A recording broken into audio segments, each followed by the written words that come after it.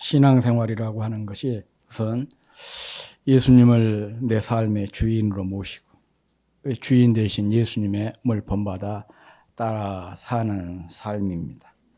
다시 말하면 예수님을 닮아가는 삶. 그래서 예수님을 닮은 예수님처럼 되는 그런 삶이 바로 신앙생활인 것입니다.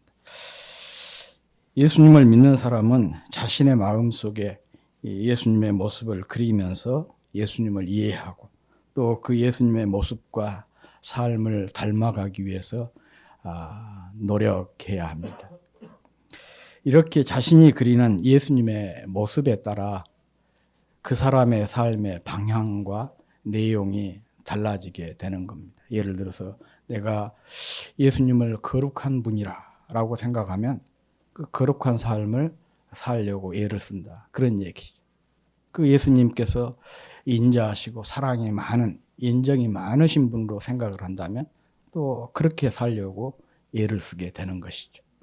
또 예수님이 늘 다른 사람들과 화평하고 또 어떻게 해서든지 평화를 만들려고 애쓰는 분으로 내가 생각한다. 그러면 자신도 주님처럼 더불어 많은 사람들과 화평하고 또 이렇게 피스메이커로서의 삶을 살기 위해 애쓰게 되는 것입니다. 그래서 신앙생활이라고 하는 것은 예수님을 본받아 닮아가는 그런 삶입니다.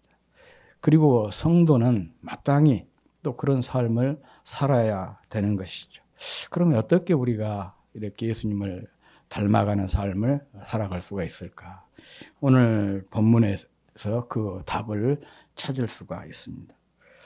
오늘 본문을 보면 우선 하나님이 어떤 분이시고 우리가 하나님의 어떤 모습을 본받아 닮아가야 할지를 아주 압축적으로 잘 보여주고 있습니다. 우리 다 같이 오늘 본문 한번 읽어보겠습니다. 시작. 너는 아뢰어 이르라. 너희는 거룩하라. 이는 나 여호와 너희 하나님이 거룩함이니라. 여기에 보면 하나님이 어떤 분이시냐? 하나님은 거룩하신 분이시다. 하나님의 거룩하신 이 모습을 성도들은 본받아 살아야 된다. 그런 의미입니다. 오늘 본문은 그 레위기라고 하는 책의 핵심 구절, 요절이라 그렇게 얘기를 합니다. 이 본문에 나온 거룩이라고 하는 이 단어는 레위기의 전체 내용을 이렇게 포함하고 있는 함축하는 그 핵심 단어입니다. 이 레위기는 거룩하신 하나님을 따라 거룩하게 살도록 우리에게 주어진 책이죠. 그런데 알고 보면 이 레위기만 그렇게 말씀하고 있는 것이 아니고 성경 전체가 그렇죠. 성경 전체가 거룩하신 하나님을 따라서 거룩하게 살도록 주어진 것이 성경이에요. 그런 의미에서 레위기가 참 중요한 책이고 또 레위기 그 요절인 19장 2절 말씀이 중요한 말씀인 것입니다. 학자들은 이 레위기서를 거룩이라는 단어와 관련되어서 둘로 구분을 합니다. 1장부터 10장까지, 11장부터 27장까지 이렇게 둘로 구분을 하고 있는데 1장부터 10장까지 내용은 어떻게 우리가 거룩해질 수가 있느냐. 거룩의 길에 대한 얘기예요. 그것은 바로 5가지 제사를 통해서 거룩해질 수 있다. 오늘날 말로 표현하자면 예배를 통해서 우리가 거룩한 삶을 살아낼 수가 있다. 그런 얘기고 11절에서 27절까지는 그러면 거룩이 뭐냐? 거룩의 내용과 관련된 그런 내용입니다. 그런데 이 모든 내용이 방금 제가 설명을 한 대로 거룩이라고 하는 단어에 다 함축이 포함이 되어 있습니다. 이 거룩은 히브리어 단어 카다시라고 하는 동사에서 유래가 되었는데 이 카다시의 기본적인 의미는 구별하거나 분리하는 것으로 하나님의 속성을 피조물에 속된 것과 구분하기 위해서 사용된 단어입니다. 용어입니다. 그러니까 다시 말하면 하나님의 본질, 하나님의 속성을 대표하는 단어가 거룩이라 그런 의미예요. 그런데 그 성경을 이렇게 쭉 살펴보면 창세기에는 거룩이라고 하는 단어가 하나도 안 나와요. 어디서부터 나오냐? 출애굽기 3장에서부터 나오기 시작을 합니다. 하나님께서 당신의 이름을 모세에게 알려주시잖아요. 예, 그 이후부터 이 거룩이라고 하는 단어가 나옵니다. 그리고 이 단어는 거룩이라고 하는 단어는 처음에는 하나님께만 해당되는 그런 단어였어요. 그런데 차츰 이게 하나님과 관련되어 있는 것들에까지 그 의미가 확장되어서 사용되고 있는 것을 성경을 통해서 확인할 수가 있어요. 예를 들어서 하나님의 이름, 또 하나님의 말씀, 하나님 말씀도 거룩한 말씀이라 그러지 않습니까? 그 다음에 하나님께서 임재하신 장소, 거기를 성막 그렇게 얘기하잖아요. 하나님께서 임재하신 장소와 그 장소와 관련된 모든 기구, 그리고 또 하나님께 드리는 제사, 또 제물, 또 제사를 드리는 모든 제사 도구, 또 그 제사를 집례하는 제사장, 심지어는 늘 불평과 원망을 일삼았고 또 늘 반역을 일삼았던 이스라엘 백성들까지도 하나님께서 거룩하다 그렇게 표현을 하고 있습니다. 그래서 이 거룩이라고 하는 단어는 모세가 사용한 것이 아니고 하나님께서 직접 사용하신 그런 단어들입니다. 하나님께만 사용되는 이 단어를 하나님과 관련된 것들에게까지 확장해서 사용하고 있는 것을 우리가 성경을 통해서 확인할 수가 있는데, 특별히 오늘 본문에서는 하나님께서 이것을 우리에게, 특별히 이스라엘 백성, 더 나아가서 오늘 살아가고 있는 우리에게까지 요구를 하고 있어요. 내가 거룩하니까 너희도 거룩해라. 그렇게 말씀을 하고 있습니다. 너희는 거룩하라. 이는 너희의 하나님 여호와가 거룩하니라. 이렇게 말씀하고 있는데, 이 말씀은 이런 의미예요. 간단하게 얘기하자면 나처럼 되라, 그런 뜻이에요. 다시 말하면 나를 닮아라, 그런 의미인 겁니다. 참 뭐 당연한 얘기지만은 또 상당히 부담스럽죠. 우리가 하나님처럼 되고 하나님을 닮고 그런 삶을 산다는 것이 사실은 우리 인간으로서는 참 부담스러운 그런 표현이 아닐 수가 없어요. 그런데 또 바꿔서 생각을 해보면 당연한 거예요. 부모가 자식이 부모를 닮는 것은 당연한 거 아니겠습니까? 우리가 하나님을 아버지라고 한다면 아버지를 닮는 것은 너무 당연한 거예요. 또 신약에서는 예수님을 맏형이라고 하잖아요. 형제는 또 서로 닮지 않습니까? 그러니까 이런 요구가 어떻게 생각하면 참 부담스러운 요구지만은 또 어떻게 생각하면 이건 당연한 요구가 되는 것이죠. 그렇다면 어떻게 우리가 거룩한 삶을 살 수가 있을까?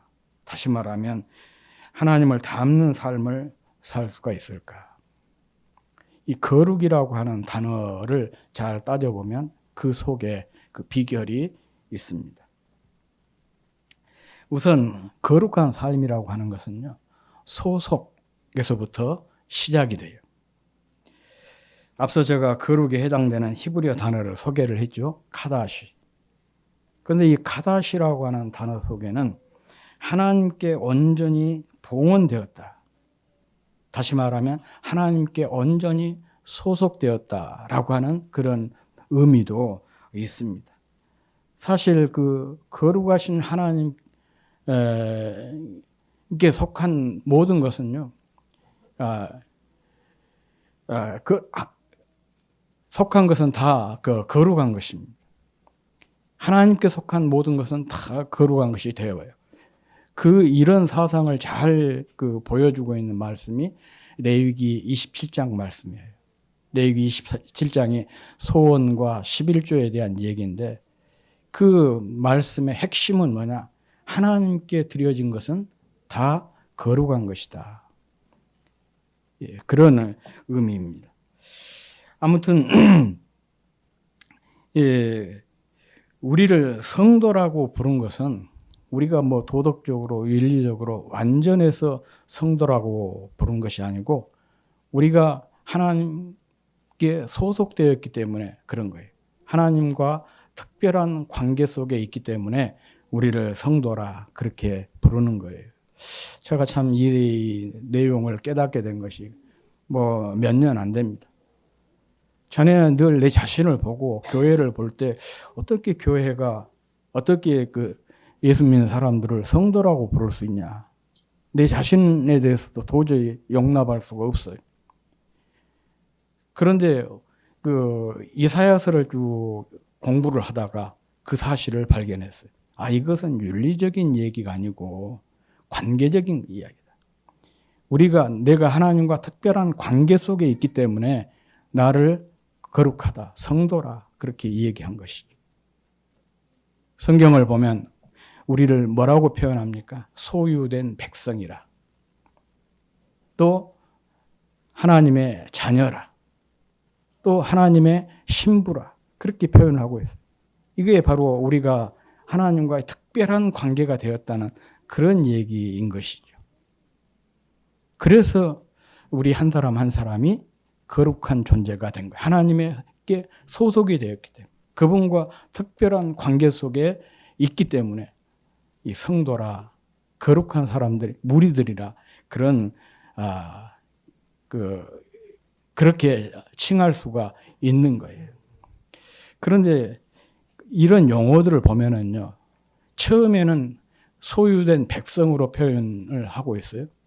그런데 후대에 가면 하나님의 자녀라고 하는 표현이 나오고, 그 다음에 그 구약 그 유다 말기로 오면은 하나님의 신부로 이스라엘을 표현하고 있어요. 그러니까 그 관계의 친밀도가 점점 더 깊어진 것을 알 수가 있죠. 백성에서 자녀로, 자녀에서 신부로. 그런데 재미있는 것은 그거예요. 그 유다 말기는 이들이 하나님에 대해서 굉장히 배반하고 배신하는 그런 것들을 밥 먹듯이 하던 그런 시기예요.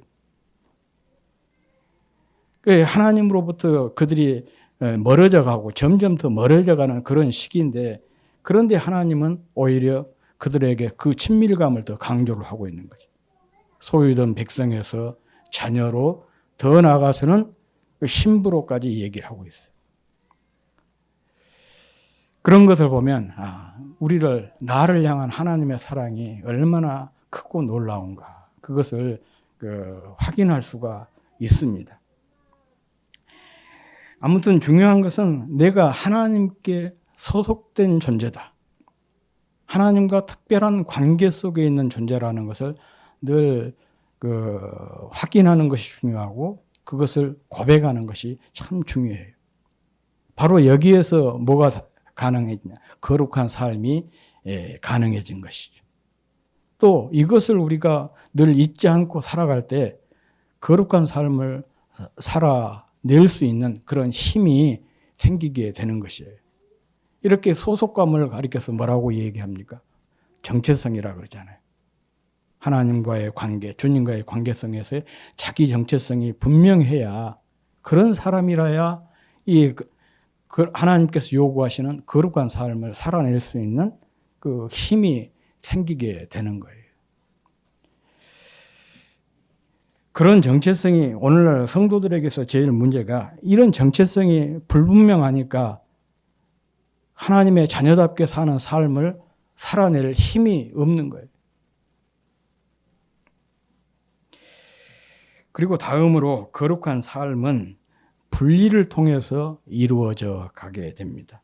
이 분리에는 두 종류가 있어요. 하나는 소속을 위한 분리. 이것을 다른 말로 신학적으로 중생이라, 거듭남이라 그렇게 얘기를 합니다. 이 사건은 일회적인 사건으로 우리가 죄악으로부터 구원받는 것, 이것을 뜻하는 것이죠. 마치 이스라엘 백성들이 이집트에서 하나님의 은혜로 구출받은 사건과 같은 그런 의미예요. 그리고 다른 하나는 소속에 합당한 삶으로서의 분리예요. 이것을 신학적으로는 성화라, 성화의 과정이라 이렇게 얘기를 합니다. 하나님 백성이 되었고 하나님의 자녀 또 하나님의 신부가 되었으니까 거기에 걸맞는 삶을 살아야 되는데 그 삶이 분리인 거예요. 끊임없이 죄악된 생활로부터 분리하는 것. 과거의 그 습관으로부터 분리하는 것이 분리되는 거죠. 다시 말하면 주님께서 싫어하는 것, 또 주님께서 원하지 않는 것, 주님의 뜻에 반하는 것들을 자꾸 내 삶에서 걷어내는 그런 과정들을 가리켜서 분리라. 그렇게 이 얘기를 해요. 이런 분리의 삶은 이례적으로 이루어진 것이 아니고 계속적이고 반복적으로 이루어지는 거예요. 우리가 신앙생활을 하는 동안 평생 이루어가야 될 과제가 바로 이 분리예요. 어떤 사람은 이게 잘 이루어진 사람이 있는가 하면 어떤 사람은 굉장히 더딘 사람도 있어요. 그러나 신앙생활을 통해 누구도 단번에 나는 완전히 이 세상 모든 것들을 다 끊었다. 그것으로부터 해방되었다. 자유롭게 되었다. 그렇게 주장할 수 있는 사람은 단 한 사람도 없는 거예요. 계속해서 이루어 가야 될 과정. 이것을 소위 말하면 성화라. 그렇게 이 얘기를 하고 있습니다. 바울은 디모데전서 6장에서 두 가지 표현을 하고 있어요. 피할 것과 따를 것.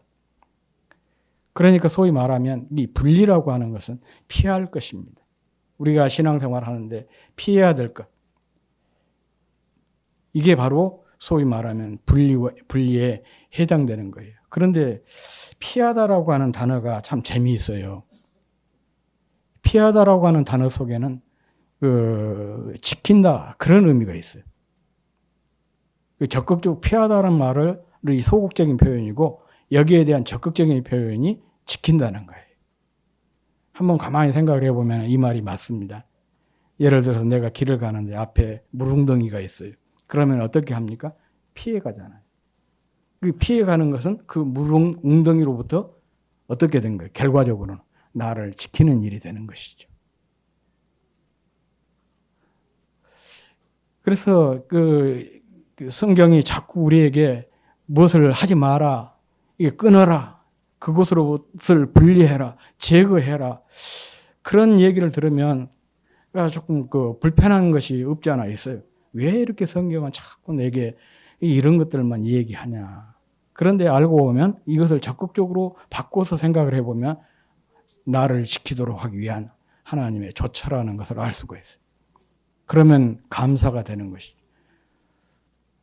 그 좋은 술을 자꾸 끊으라고 그러는데 알고 보니까 술을 끊은 것이 술로부터 나를 지키고 그래서 궁극적으로 나로 하여금 건강한 삶을 건전한 삶을 살도록 하기 위한 하나님의 조처라는 거예요.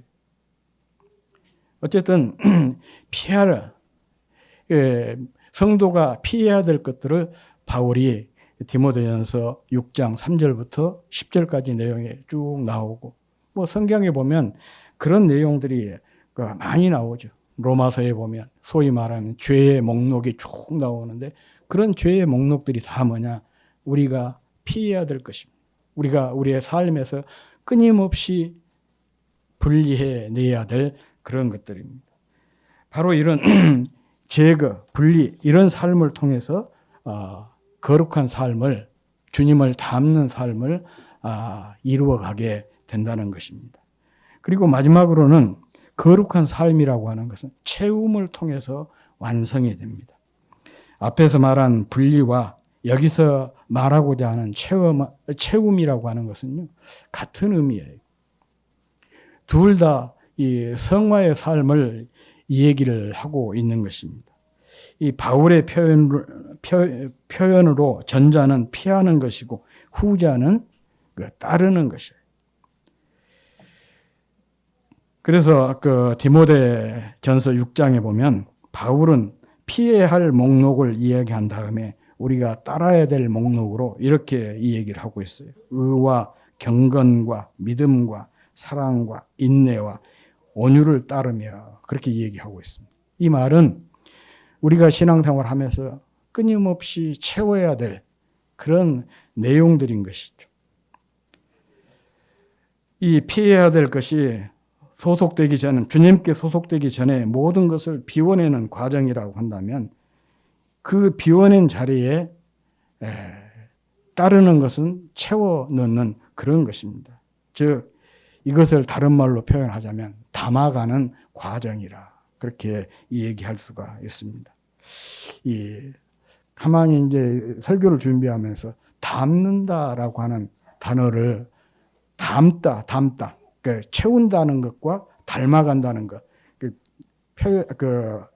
제가 발음이 정확하게 안 돼가지고 안 되는데 담는다는 것이 참 그 의미가 있더라고요.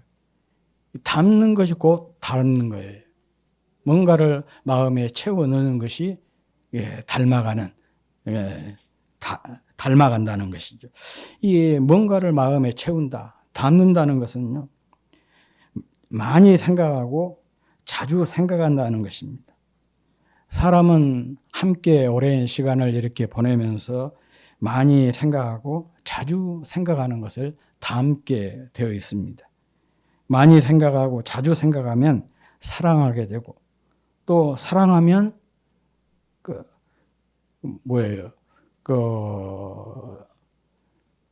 따르고 싶고 본받고 싶고 닮아가고 싶어지게 되는 것이거든요. 제가 언젠가 우리 한이 얘기를 좀 한 적이 있는데 제가 북북교회에 있을 때 김영선 목사님이라고 같이 이제 부목사 생활을 했던 분인데 우리 한이가 까닭없이 그 양반을 좋아했어요. 마음에 담은 것이죠. 그런데 그때가 초등학교 1학년인가 유치원이었던가 정확하게 잘 모르겠는데 하여간 그 어른들 주보를 항상 모았어요. 자기 부서 주보도 모으지만은 어른들 주보를 모아요. 무엇 때문에 모은 거 했더니 김영선 목사님의 그 동정을 살피기 위해서. 그분이 언제 새벽에 설교를 하고 수요일 날 언제 설교를 하고 그것을 살피려고. 그래서 새벽에 설교를 하면 동그라미 쳤다가 그 새벽에 나가요. 물론 사택에 살아서 교회와 사택이 그렇게 멀지는 않았습니다. 가가지고 제일 앞에 앉아요. 김영선 목사님 설교를 하면. 앞에 앉아가지고 딱 그 필기도구 가지고 김 목사님 설교를 받아 적어요. 또 수요일 설교를 할 때도 마찬가지예요. 다 앞에 앉아가지고 김 목사님 설교하면 그거 받아 적어요. 한 번은 보니까 이놈이 이 옷을 걷어가지고 그렇게 걸어 다니더라고요. 한쪽을 걷어 올려가지고. 그래서 제가 물었죠. 야, 왜 옷을 한쪽을 걷었냐? 그랬더니 김 목사님이 그랬다는 거예요. 김 목사님이 이게 한쪽에 걷고 다니니까 지도 그렇게 걷어 올렸다는 거예요. 그래서 제가 김 목사님한테 왜 남의 아들 이렇게 망치고 있냐 그랬더니 자기가 세차를 하다가 한쪽을 걷었고 발을 걷고 하다가 여기를 내리지를 못했었는데 그것을 한이가 보고 그런 모양이다. 너무 좋아하니까 이 하는 모든 것들을 다 담고 싶은 거예요.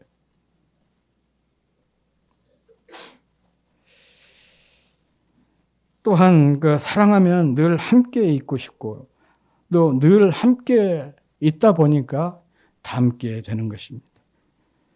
그래서 담는다는 것은요, 담는 거예요. 채우는 것입니다. 하나님과의 관계도 마찬가지입니다. 우리가 하나님을 닮으려면 어떻게 하나님을 담아야 돼요. 하나님의 말씀을 내 마음에 담고 나를 향하시는 하나님의 뜻을 내 마음에 담는 것입니다.